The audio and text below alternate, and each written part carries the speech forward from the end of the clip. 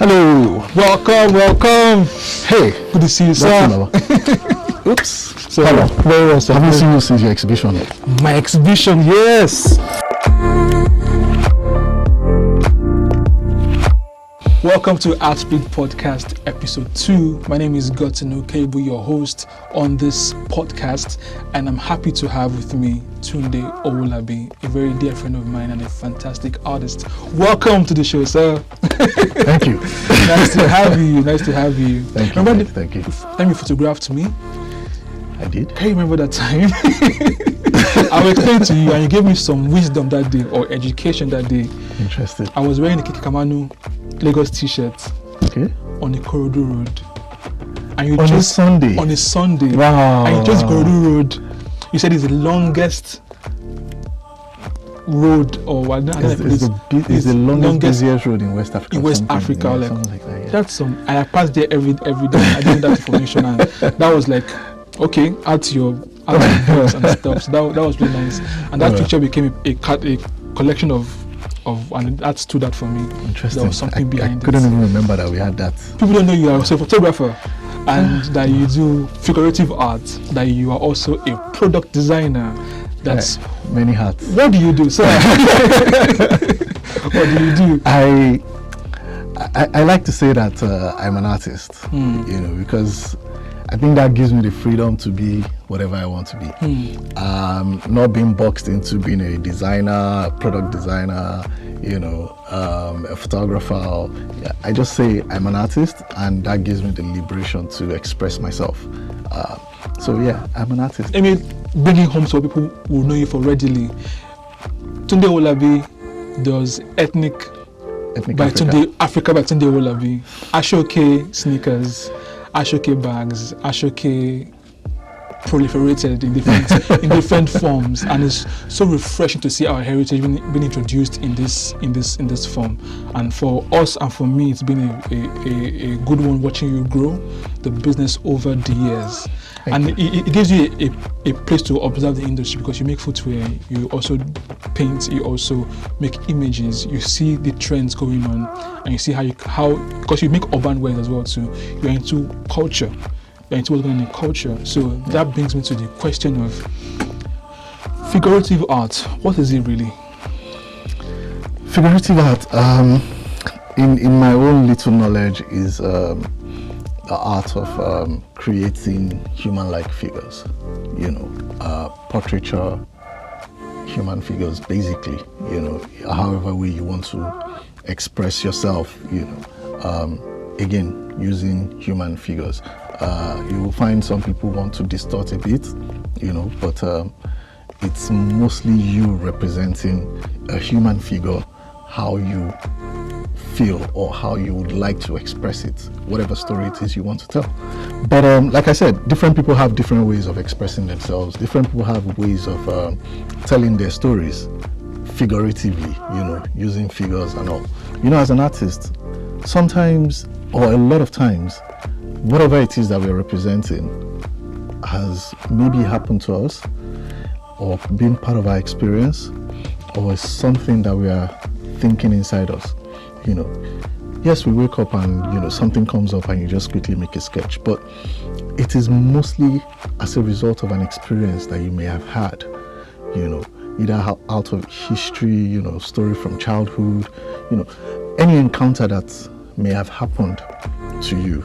Or as an artist, that's what I feel the artist is trying to pass across or represent in their work. Someone said something that was very interesting. He said the artist has two means to represent his thoughts, either through metaphors or allegories. That was very powerful for me, because he gave you a window to observe and critique and document the kind of works we make globally as artists. He also gave us two lines to look at as well too. There's the inward search, there's the outward research. How am I feeling about the environment around me? Is the environment affecting how I create work? Is it changing the way I'm seeing myself as well?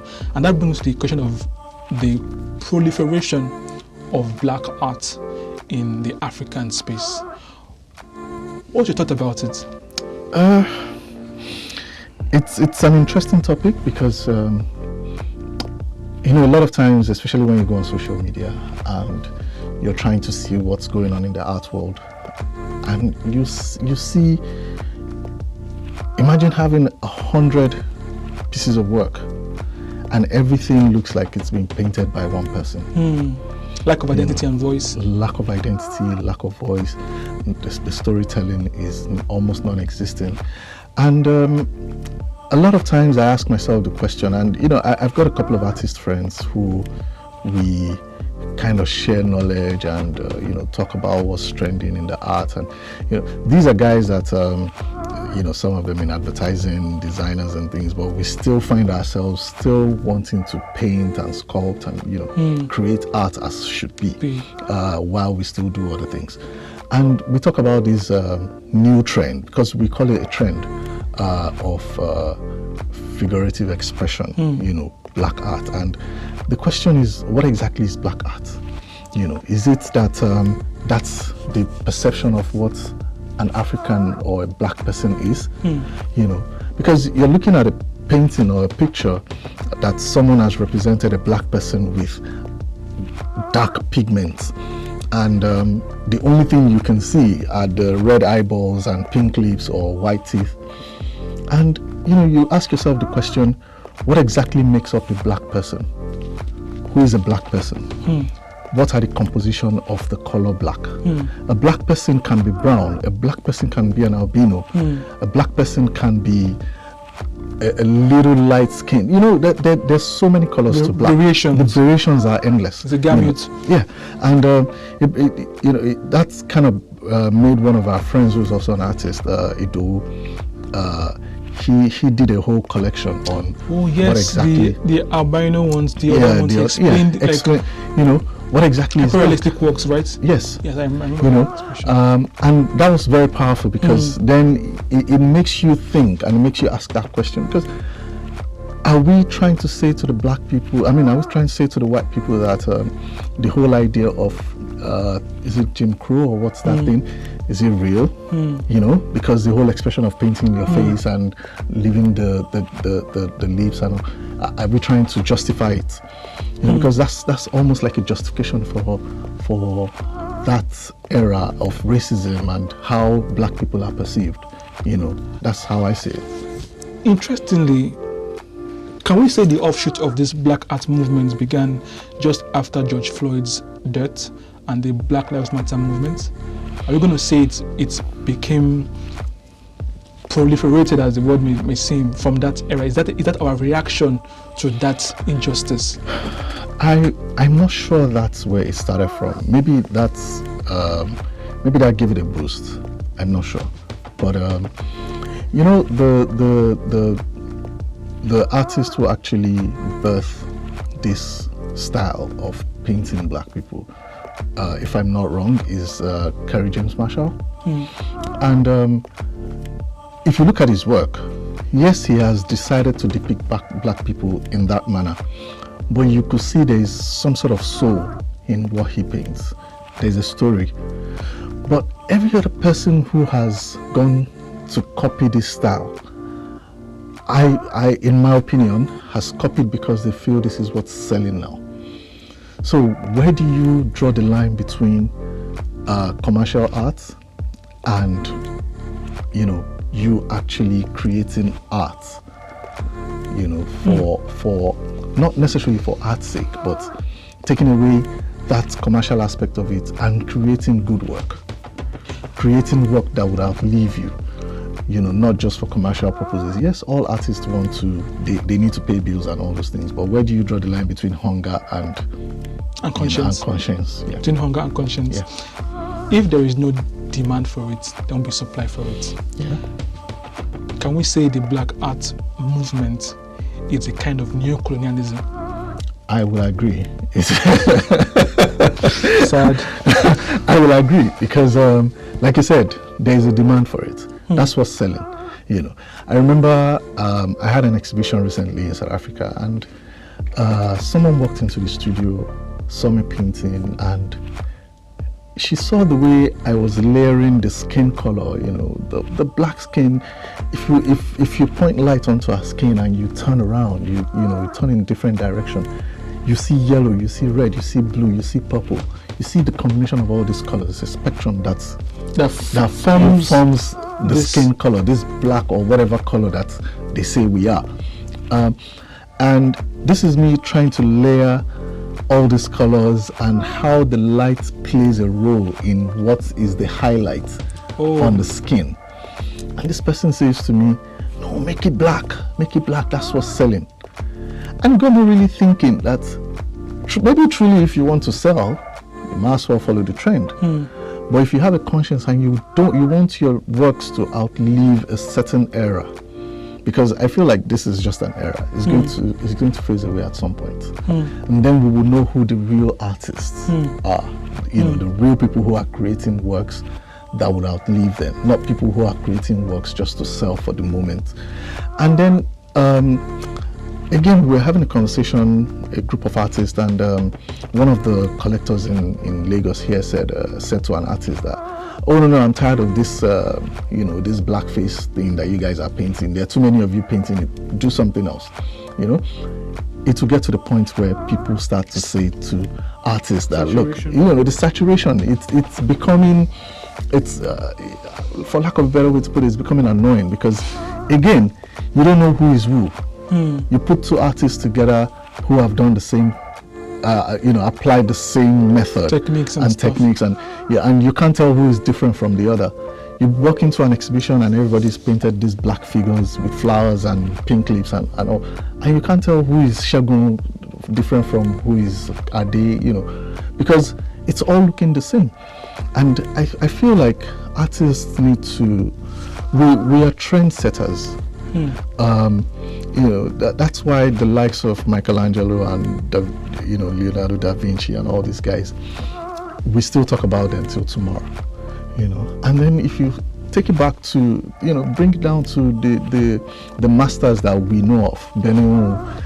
Look at Benenu. Benenu he painted a lot of black people, and you could see how graceful. You and I were having a conversation about Kende Wiley. Yes. Kende paints black people, but he doesn't paint them black. And what really gets me also a bit riled up about this trend is the fact that a lot of people are able to hide their lack of, maybe, I don't know, I may be wrong, but I feel like people, they're hiding their lack of skill, not thinking deep enough and not showing their mastery of the form art of the form, craft, because if you want to stylize, it's okay, we can stylize, but not when we can't differentiate between light and shade. Even if you're painting black, there are different shades to it. There are different forms. The hands has got different forms, And I also think this movement started from Ghana. Whoa. Yeah. From Ghana. It started from Ghana. Explain. Yes, because I know, I'm not sure if people try to copy what Amoafu, what's this very popular Ghanaian, Amoafu, I don't want to slaughter his name, but yeah, he has a way of representing his own figures.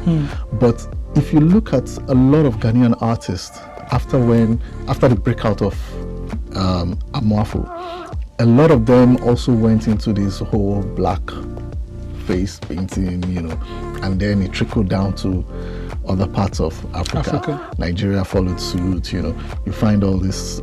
But again, where do we draw the balance? The body of work made in an era, it's the portrait of that era. The times of a One Grillo, we were painting villages, modern child, beauty of women. It told the sensitivities of the artists then. Trying to understand, we just came out of colonial rule. We're now seeing ourselves or who we are, the beauties of things around us. That defined that era. How would we describe who we are this era when we go to the next era?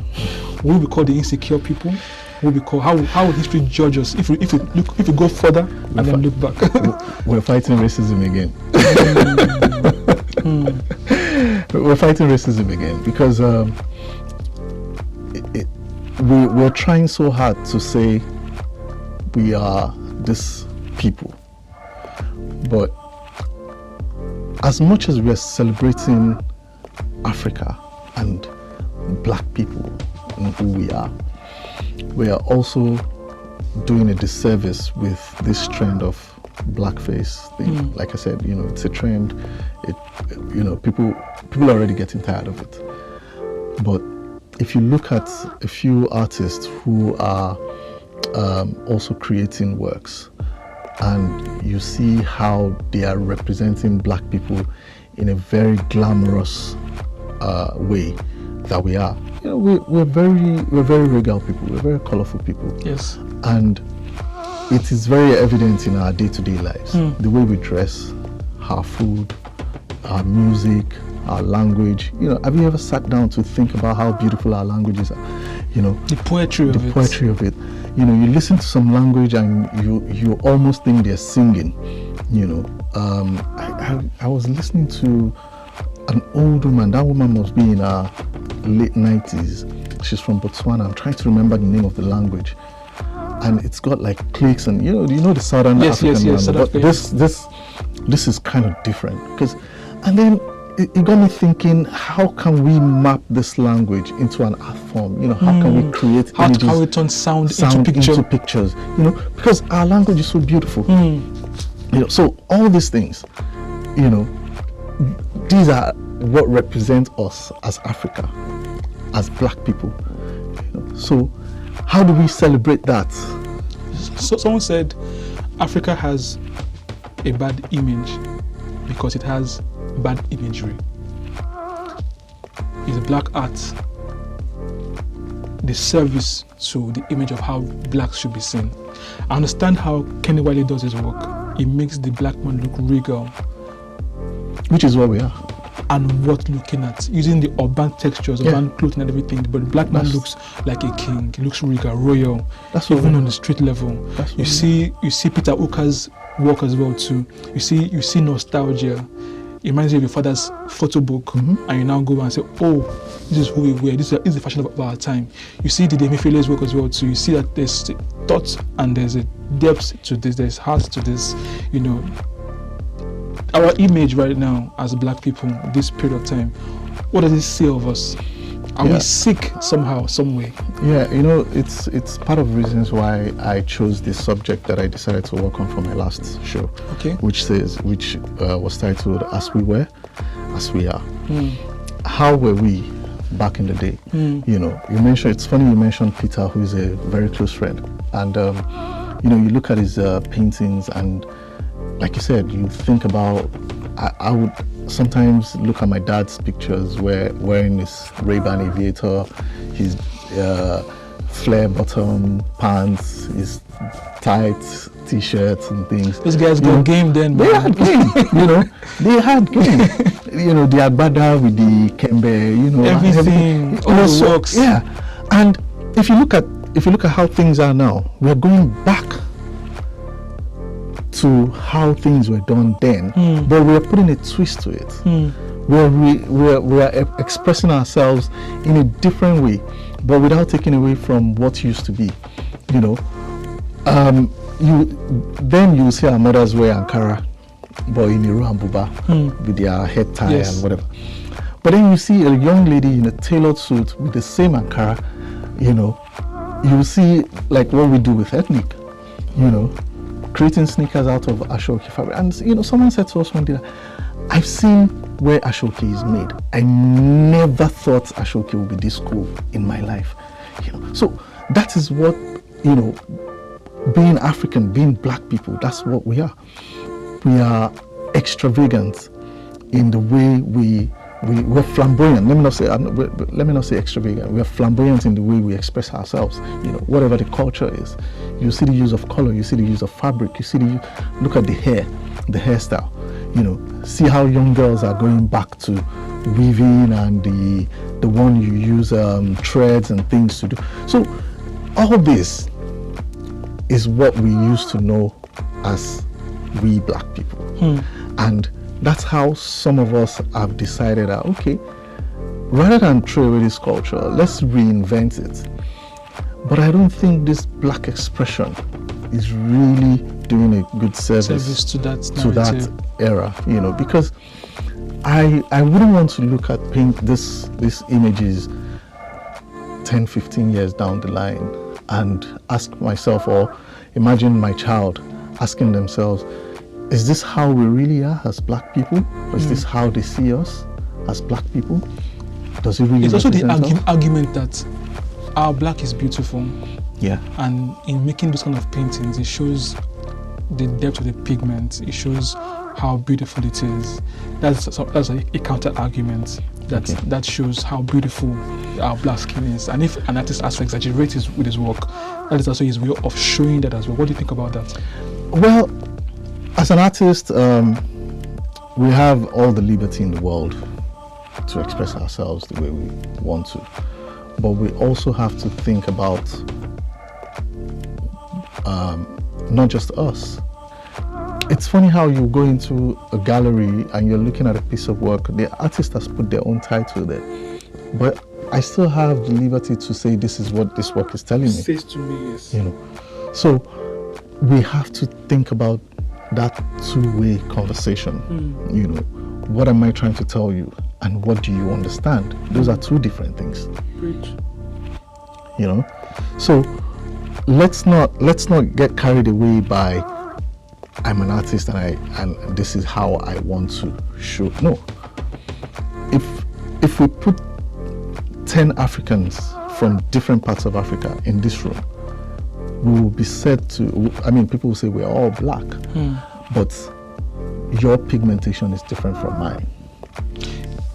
What I'm trying to say is the artist is responsible for how his people is perceived. The artist should look inwards and also look outwards. Absolutely. Am I correct? Am I saying your mind? Yeah. I think that's like the crux of it, that the artist has a duty to play in this space. Exactly. What do you think are the urgent conversations we ought to be having right now as Africans in our art? We should be telling more of our stories in the right way.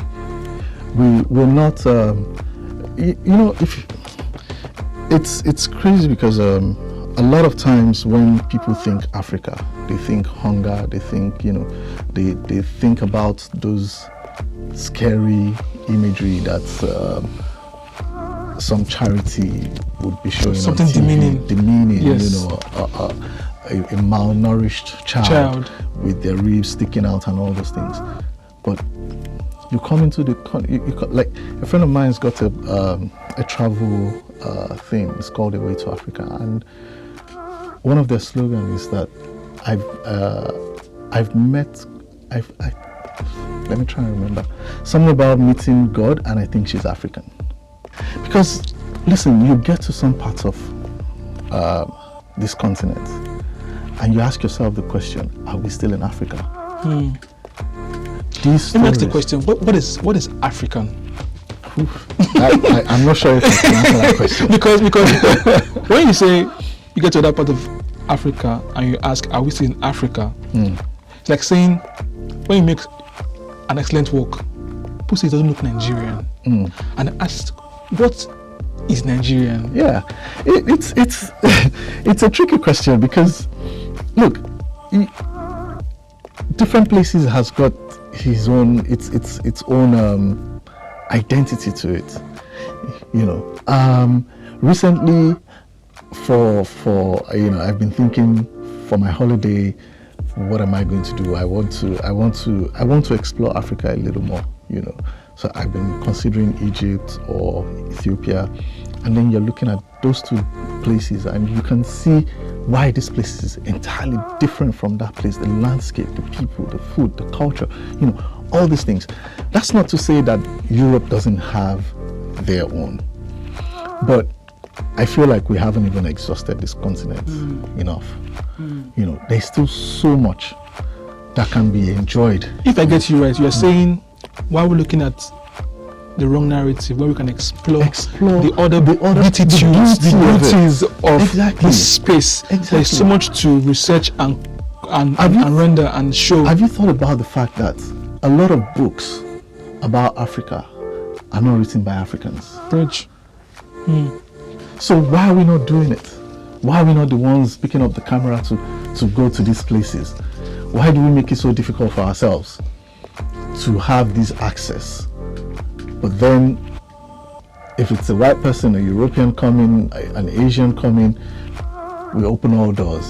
And then we keep shouting, oh, we're being exploited, we're being this and that. Marginalized. And We can tell our stories better because we understand what it means to be this person. We can relate to this person.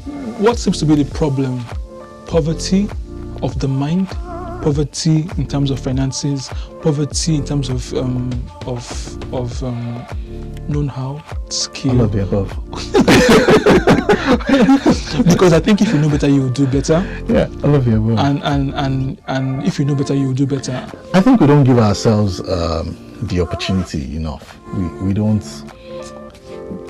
We don't give ourselves the opportunities. You know, we don't see value in ourselves enough. You know, because I remember when I started Ethnic, and you know, some people will look at them and be like, made in Nigeria, you know. But then you find my website is buzzing from America, someone bought from Finland one day. I'm like, how did this person find me? Wow. You know, a friend, not a friend, but a customer bought a pair of sneakers from us. She was in Amsterdam in Schiphol Airport, ran into two friends who are white. How coincidental that the three of them were wearing Ethnic sneakers. She sent me a picture. She's like, oh my God, I just met these people. These are my friends. They're wearing your sneakers. Look at three of us. Took a picture. Until we as African begin to see value in ourselves and we do things right. We need to do things right first. If we do it right and then we see value in ourselves, a lot of narrative will change. Until that, it's just child's play. We'll just be playing, you know, we're playing small. We're really playing small. We're known globally, you know, the music is huge and this, we're getting the Grammy, we're just getting the recognition. But how many Grammys really? How much recognition are we really getting? Are we playing on the same level playing field? No. So until we say to them that, look, we are equal, we too can do this thing, and we do it well, they see that we're doing it well. We're not mincing words or, you know, doing wishy-washy. Something excites me about Africa. There is our science unexplored. There's our tech unexplored. There is our poetry unexplored. Imagine all that comes up in our artworks, in our exhibitions.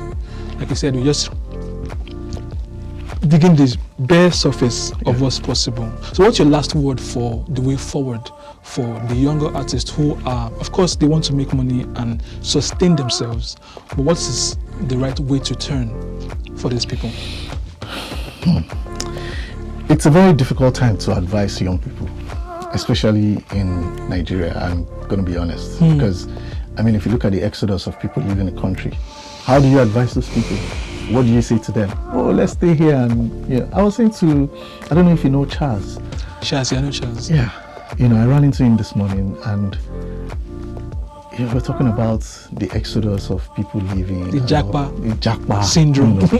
And I remember that I came back, was it 2009 or 2010? And that was like the thing, then everybody was coming back home because Nigeria was like the new frontier. You know. Things were happening home. Let's go and do this. Let's go and do this. Let's go and make things happen at home.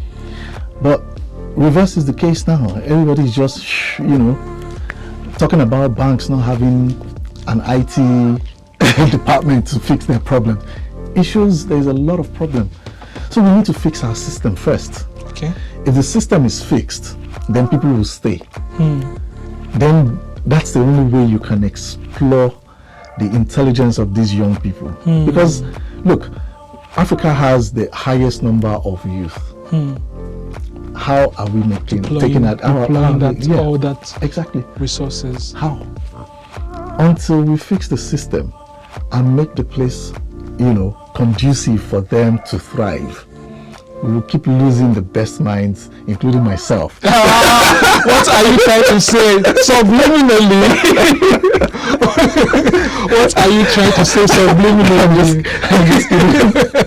That's interesting. Yeah, but really, all these young people, you can't, there's no advice you want to give them now that will make them think. They'll just ask you the question, what am I supposed to be doing here, really? I mean, you're talking to someone who has the same level of intelligence as a European or even more, but the opportunities are there for him to be himself and thrive and grow. But here, he can't even feed, let alone explore the talent that he has. Come on, we're joking. Last words on this topic. Black art, its proliferation, the causes, the effects, and the solutions.